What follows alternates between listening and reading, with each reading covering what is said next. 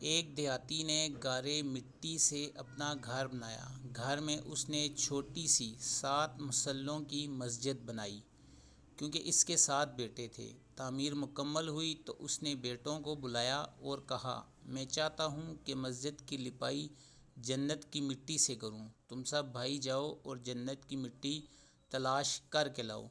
بیٹے پریشان ہو گئے، جنت کی مٹی سے کہاں سے لائیں؟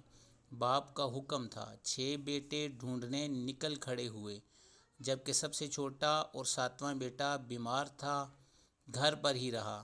بھائی شام کو تھکے ہارے خالی ہاتھ گھر لوٹے تو کیا دیکھتے ہیں، چھوٹا بھائی بوری میں مٹی بھر کے بیٹھا ہے۔ باپ نے پوچھا، بیٹے گھر بیٹھے تھے، تجھے جنت کی مٹی کہاں سے مل گئی؟